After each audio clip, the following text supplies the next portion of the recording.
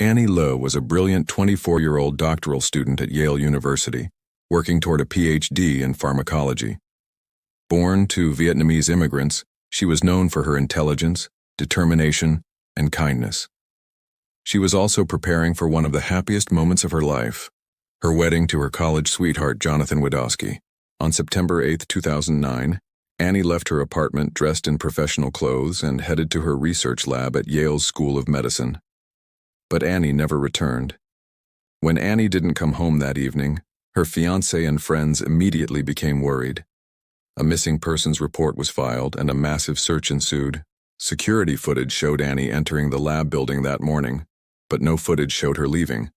That set off alarms. How could someone vanish inside a secure university building?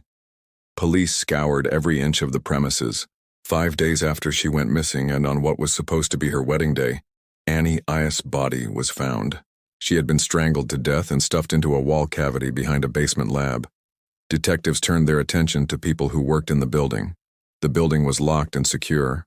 Only a few people had access. This made the list of suspects small. Evidence began piling up against a lab technician named Raymond Clark III, who worked in the same building. His swipe card showed unusual activity on the day Annie disappeared. Scratches were found on his arms and face. DNA evidence from Annie's body matched Clark. It became clear this was not a random crime. It was committed by someone who knew the building's layout intimately. Raymond Clark III, 24 years old, had worked as an animal technician in the same lab building. He had no prior violent record, but co-workers described him as obsessive about lab cleanliness and someone who made some people uncomfortable. The exact motive remains unclear. Prosecutors argued it was a case of workplace control. Clark may have confronted Annie about lab procedures and escalated into violence. Some speculated he may have made unwanted advances toward Annie that she rebuffed, leading to rage. In March 2011, Raymond Clark III pleaded guilty to murder and attempted sexual assault. He was sentenced to 44 years in prison without the possibility of parole.